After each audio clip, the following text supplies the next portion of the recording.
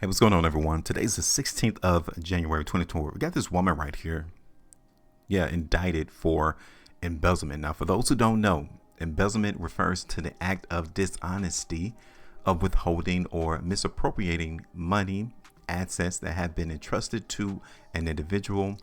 Mostly is like property or money, right? This act is usually carried out in a position of trust or responsibility over the assets, such as by an employee or official responsible for those assets. That is what she's been charged with. And she tried to cover it up. And when you think about the way that she tried to cover it up, it's going to be crazy. That's why you have to be careful of people like this.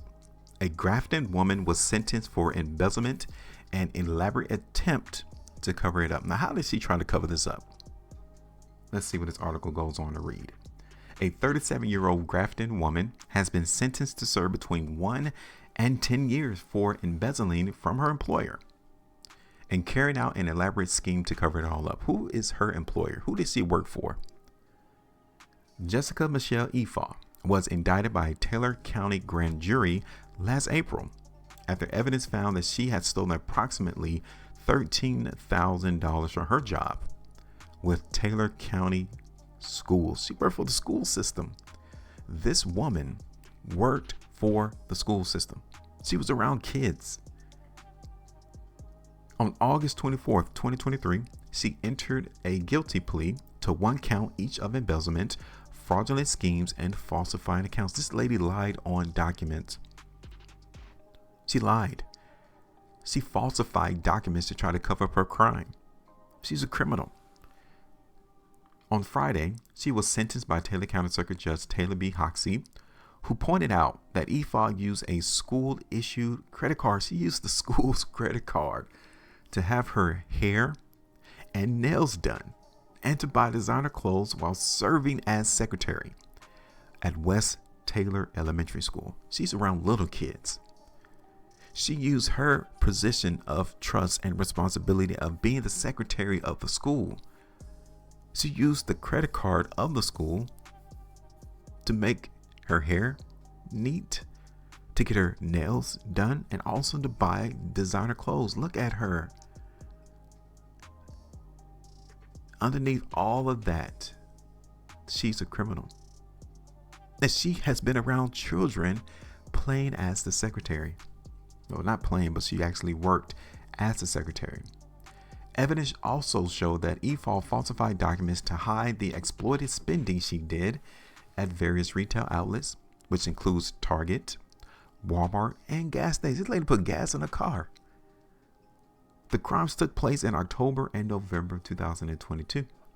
All of this is according to the Taylor County Prosecuting Attorney's Office.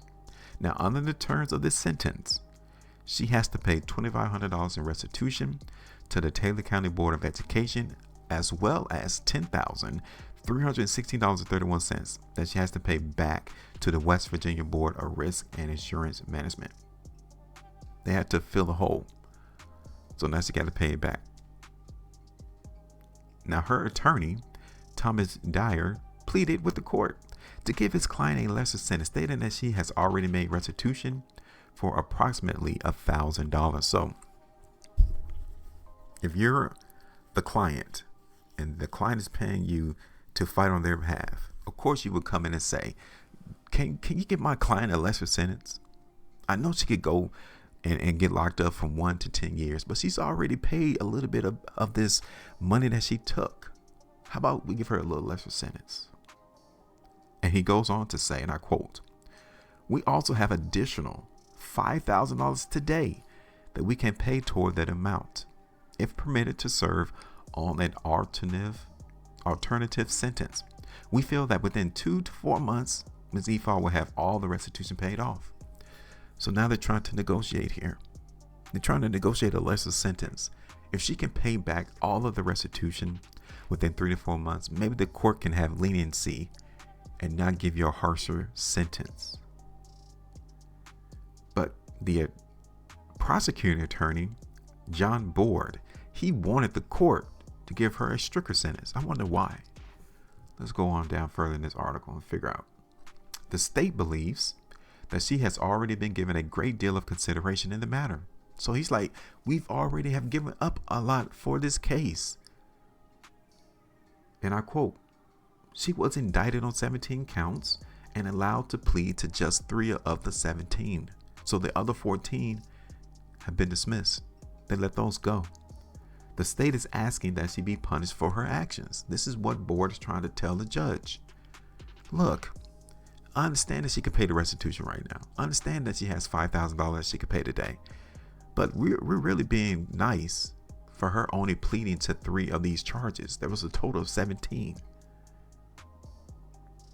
The investigation, when they caught this Grafton lady right here, it began when the school principal contacted the authorities. They knew the principal of the school saw that she was doing something that she wasn't supposed to do.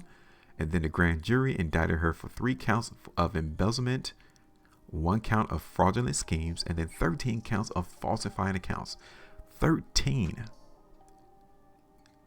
She falsified 13 documents. I wonder what those documents are all about. Efaw admitted she put a number of teachers at the school at risk by naming them on the documents she falsified to try to cover up her elaborate scheme. This lady lied on teachers, people who worked at the school, who had no idea that she was placing their name on these falsified documents. Now, when it came down to it, she's trying to cover her steps and put somebody else in a line of fire. That's wrong. These are the people who work and we are around consistently every day. And you wouldn't suspect that these people are criminals, but they'll lie. They'll falsify documents, and then they'll be around your children, smiling in their face, telling them to do right, making sure that they are upright, quote, citizens. But then in the back, she's here with the school credit card, going to the store, getting her nails done, getting her hair done, lying on teachers, placing other teachers' names on these documents as if they're the one who's been going to Target and Walmart and getting their hair and nails done. That is why the prosecuting attorney wants a stricter sentence for this woman. Guess what else happened? She even admitted that she had made so many purchases, she could not accurately recall which she dipped into for her misdeeds, whether it was the teacher's account or the faculty senate funds. So she had access to 2 accounts. And she was going so gung-ho, like this woman's going so crazy that she even forgot. She couldn't even recall, man, which card did I swipe? That is greed. This lady is greedy. She'll do anything for greed. Money. Now, Hoxie, the judge, said, and I quote, "This is a white collar crime." You best believe it is white. And the public often feels like those crimes go unpunished. But any theft needs punished. This is what the judge is saying. This court is sympathetic to the children and has weighed the effect that a long prison term could have on them. I guess she has children. But that does not outweigh what needs to be done. Yeah, she needs to get charged. She needs to get locked up. She needs to get punished. However, Hoxie said he was concerned about the time frames involving Efaw's thefts. Time frame. He said that she began her job at the school, look at this, in June 2022 and began the thefts only 5 months later. So June, November, 5 months. She felt comfortable within 5 months of her being on the job to go ahead and create her crimes, to do her misdeeds, to become the criminal of the school and start lying on teachers. 5 months. Think about that. She must be like a repeat offender. She must be used to creating or committing crimes. The only reason, this is what Hoxie says, the judge. He says she only stopped stealing because she got caught. Wow. And that's usually how it happens. most criminals will continue to do their crimes until they get caught. This court has no doubt that you would have continued your actions had the principal not caught you, Hoxie said. By falsifying the records, you put teachers in jeopardy of losing their jobs or being charged for the crime that you committed. You could have destroyed lives. You say you're sorry, but the court sees very minimal remorse from you. So her face that you guys are looking at right now, that's probably how she looked in the court. No remorse. She'll go out and do her crimes and won't have any remorse for what she did. That's why the prosecuting attorney wants to put down a stricter sentence on her to teach her a lesson. What's the point of punishing someone when they don't learn? When you see their facial expressions and they have no remorse for what the crimes they committed and how it impacted other people around them.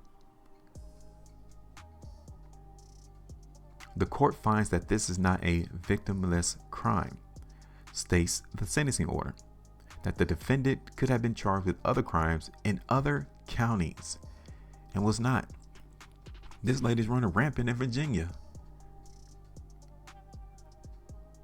She could have been charged in other counties.